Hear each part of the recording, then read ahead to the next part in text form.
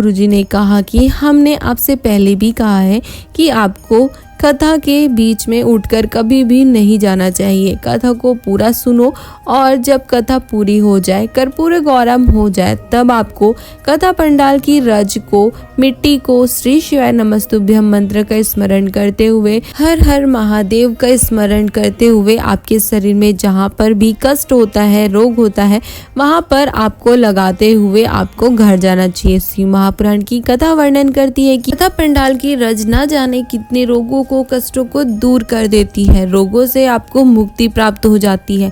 आपके रोग, आपके कष्ट, आपकी पीड़ा सब उस रज में समा जाते हैं। गुरुजी ने कहा कि शिव महापुराण की विद्वेश्वर संहिता में पढ़ने को आपको मिलेगा कि भगवान भोलेनाथ ने माता पार्वती से कहा था, तुमरुका जी ने चंचुला देवी से कहते हैं, वेद व्यास जी अपने भक्तों से कहते हैं कि शिव महापुराण की कथा जिस भूमि पर होती है, 7 दिनों की वह कथा जिस भूमि पर होती है, वह भूमि भूमि नहीं होती है। उस भूमि में 12 ज्योतिर्लिंग, सारे तीर्थ और कैलाश पर्वत का पुण्य, उसका फल वहाँ पर निवास करता है। गुरुजी ने कहा कि कई लोगों को आपने देखा होगा कि वो शिव जी के शिवलिंग पर जल चढ़ाने के बाद शिवलिंग में जो जलाधारी वाला भाग होता है उसे दबाते हैं, जैसे कि शिव जी के चरणों को दबाया जाता है। तो उसका क्या महत्व होता है? गुरुजी ने शिव महापुराण में वर्णित शिव जी के शिवलिंग में ऐसे 3 स्थान बताए हैं जिसे आपको अपनी मनोकामना की पूर्ति के लिए दबाना चाहिए। तो पहले हम जानेंगे कि कौन से वो 3 स्थान है, फिर जानेंगे कि आपको किस उपाय के लिए, अपनी किस समस्या के लिए उन 3 स्थानों को स्पर्श करना चाहिए, दबाना चाहिए। पहला स्थान गुरुजी ने बताए हैं शिव जी के शिवलिंग में गणेश जी और कार्तिकेय जी का स्थान। दूसरा स्थान है माता अशोक सुंदरी का स्थान और तीसरा भाग है जलाधारी का गोल भाग, यानी कि माता पार्वती के हस्त कमल पर। इन तीनों स्थानों पर आपको अपनी विशेष मनोकामनाओं के लिए, अपनी विशेष इच्छा पूर्ति के लिए स्पर्श करना चाहिए, दबाना चाहिए। तो सबसे पहले जानते हैं कि गणेश जी, षडानंद, कार्तिकेय जी के स्थान को कब स्पर्श करना चाहिए, किस अपनी इच्छा पूर्ति के लिए करना चाहिए। तो गुरुजी ने कहा कि अगर आपको डॉक्टर ने कह दिया हो कि आपके गर्भ में जो बच्चा है उसके दिल में, हृदय में छेद है, या उसकी धड़कन नहीं है, या फिर गर्भ में ही बच्चा विकलांग है, गर्भाशय में बच्चा ठीक नहीं है, तो आपको इस उपाय को करना है। इसके लिए आपको शिव जी के मंदिर जाकर सबसे पहले शिव जी पर 1 लोटा जल चढ़ाना है। फिर उसके बाद आपको गणेश जी और षडानंद कार्तिकेय जी के स्थान पर 5 से 7 बार दबाना है, स्पर्श करना है।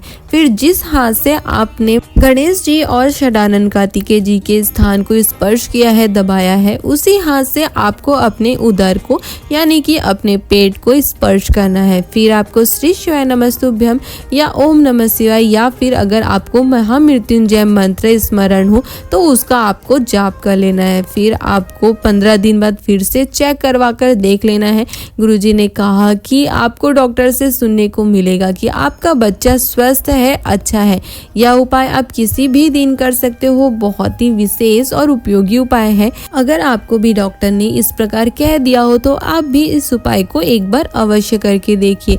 आपको यह उपाय शिव जी पर पूरा आस और विश्वास रखकर करना है। दूसरा उपाय गुरुजी ने जो माता अशोक सुंदरी के स्थान पर स्पर्श करने वाला बताए हैं, तो गुरुजी ने कहा कि जिन बेटा बेटियों की उम्र 33 साल हो गई, 35 साल हो गई, 40 साल हो गई, 45 साल हो गई, फिर भी शादी नहीं हो रही है, विवाह में अड़चने आ रही है, कोई ना कोई बाधा आ जा रही है, पसंद का कोई लड़का या लड़की नहीं मिल रही है, शादी में कोई समस्या आ रही है, तो इसके लिए आपको इस उपाय को करना है। गुरुजी ने कहा कि आपको रोज उस बेटा या बेटी को शिव जी पर 1 लोटा जल चढ़वाना है। साथ में जल चढ़ाने के बाद एक बेलपत्री को माता अशोक सुंदरी के स्थान से स्पर्श कराते हुए सीधे शिव जी के शिवलिंग के ऊपर समर्पित करना है। आपको इस प्रकार माता अशोक सुंदरी के स्थान से स्पर्श कराते हुए शिव जी के शिवलिंग में बेलपत्री समर्पित करना है कि बेलपत्री का जो डंडी वाला भाग है उसका मुख जलाधारी की ओर होना चाहिए। बेलपत्री को समर्पित करने के बाद आपको माता अशोक सुंदरी के स्थान को स्पर्श करते हुए, दबाते हुए आपको श्री शिवाय नमस्तुभ्यम या पंचाक्षर मंत्र नमः शिवाय या षडाक्षर मंत्र ओम नमः शिवाय का स्मरण करते हुए अपनी कामना कहना है। जैसा लड़का या लड़की आप चाहते हैं, जैसा वर आप चाहते हैं, उसका स्मरण आपको करना है और फिर आपको घर आ जाना है। गुरुजी ने कहा कि शिव महापुराण की कथा वर्णन करती है कि यह निश्चित है कि महादेव आपको जैसा चाहिए वैसा ही वर प्रदान करते हैं और आपकी शादी में जो भी अड़चने आ रही होती है, महादेव उसे दूर कर आपका शुभ लगन अवश्य कराते हैं और वो भी बहुत जल्दी। तो आप इस उपाय को एक बार अवश्य करें। तीसरा उपाय जो गुरुजी ने माता पार्वती के हस्त कमल पर स्पर्श करने वाला बताए थे, विशेष उपाय बताए थे। गुरुजी ने कहा कि अगर किसी का एक्सीडेंट हो गया हो या फिर हार्ट की कोई बीमारी हो गई हो तो उस व्यक्ति को यह उपाय करना है। अगर वो व्यक्ति नहीं कर सकता है तो उसके बदले में आप इस उपाय को कर सकते हैं। गुरुजी ने कहा कि आपको शिव जी के शिवलिंग पर एक कलश जल, एक लोटा जल समर्पित करना है।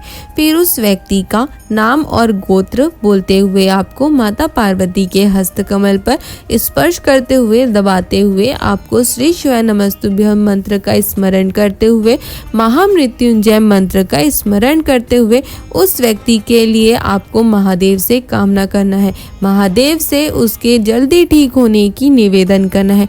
गुरुजी ने कहा कि अगर आप इस उपाय को करते हैं तो शिव महापुराण की कथा वर्णन करती है कि 1 से 2 घंटे में उस व्यक्ति को आराम मिलना शुरू हो जाता है और वो ठीक होना प्रारंभ हो जाता है। बहुत ही विशेष और अचूक उपाय है, बहुत ही नया उपाय है जो पहली बार गुरुजी ने श्री शिव महापुराण की कथा में 40 गांव में हो रही कथा में बताए हैं।